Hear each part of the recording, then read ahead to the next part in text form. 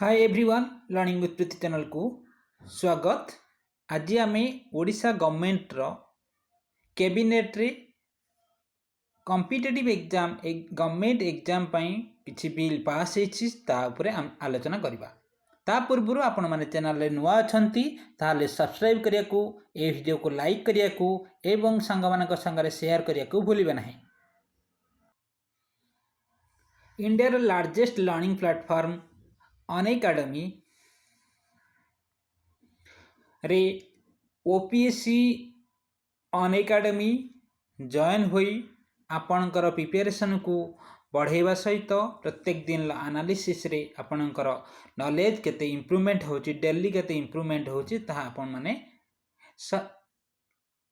OPSC Unacademy रे आपण daily YouTube रे फ्री रे एवं आपणकर किछि प्लस कोर्स अच्छी जो प्लस कोर्स रे आपण सब्सक्रिप्शन नहीं आपणकर बेनिफिट उठे पारिबे जहाँ कि ओडिशार बच्छा बच्छा एजुकेटर आपण को सहित अछंती जहाँ कि आपणकर नॉलेज को बढ़ेबारे एवं प्रिपरेशन को बढ़ेबारे सहायता करिवे एवं आपण से सब्सक्रिप्शन नेला बेले जदि learning with Preeti code type करिवे तापर ताहा आपन को 10% डिस्काउंट मिल जिवो।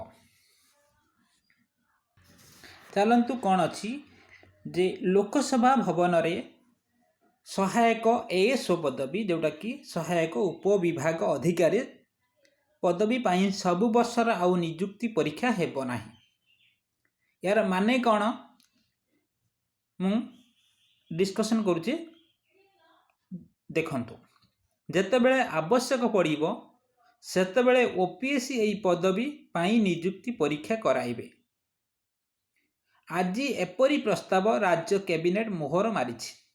यह पछरे सरकार जुक्ति रखिचंती जे प्रचलित नियमावली रे प्रतिवर्ष नियुक्ति निमंते व्यवस्था थिबा सत्वे पद खाली नथिबा पदवी उच्छेद आर्थिक संकट आदि विभिन्न कारण पाई प्रतिवर्ष नियुक्ति प्रक्रिया होई पारे नाही। देखंतु 2014 रो किछि वैकेंसी आज पर्यंत क्लियर हे नाही। जदि 2016 रो किछि वैकेंसी आसी नाही किंतु 2020 पर्यंत से कौनसी कज बसतः 2020 पर्यंत आसी नाही किंतु 2016 रो सेटा वैकेंसी थिला। बुझी पाले 2016 रे से वैकेंसी थिला। गवर्नमेंट रो गोटे सिस्टम अछि जो सिस्टम रे वैकेंसी प्रत्येक ईयर रे केते केते वैकेंसी अछि को ईयर रो वैकेंसी सेटा मध्य मेंशन करा जाय था जोटा आपणकर पूर्व वर्ष रो वैकेंसी किंतु ए पर्यंत बाहरी नाही सेते बेले कोन हुए कैंडिडेट्स मानकर किछि बेल लॉस हुए से लॉस कोन हम आपन को लास्ट पर्यंत कहिबी। देखंतु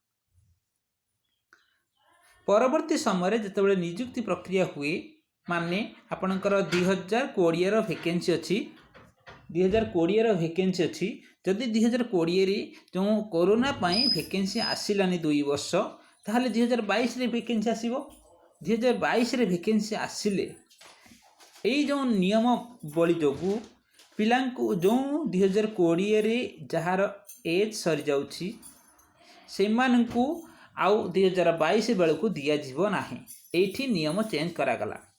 देखंतु कोन लिखा अछि जेतेबेले पूर्व वर्ष वंचित होइतबा आशायी माने सर्वोच्च वयस सीमा कोहल करियकु दाबी करंती यह द्वारा आईनगत समस्या उपजुछि।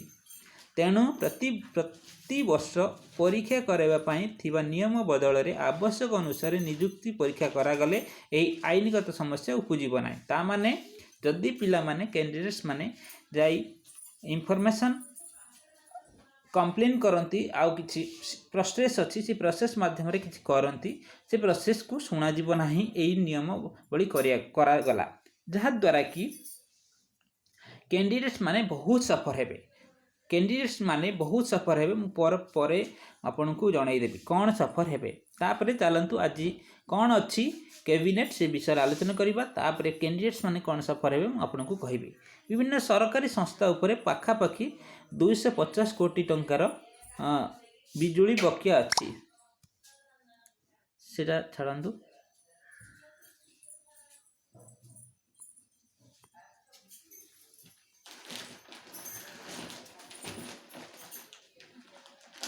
ओडिशा यांत्रिक सेवा कैडर पुनर्गठन प्रस्ताव को कैबिनेट स्वीकृत करिछि। एही कैडर रे मोट मंजूरी प्राप्त पदवी संख्या अपरिवर्तित रही। जो एग्जीक्यूटिव इंजीनियर उच्छेद करा जाई वर्तमान अधीक्षण स्तर सेक्शन ए सेक्शन बी पदवीर एकत्रीकरण करी अधीक्षण जंत्री पदवी और नुआ भाव अतिरिक्त नुआ मुख्य जंत्री पदवी सृष्टि करा जिवो।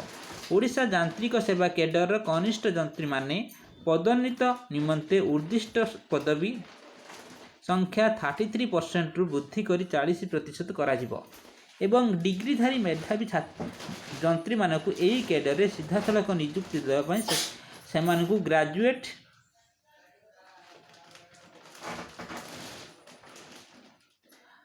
गेट स्कोर माध्यम चयन करा जिवो।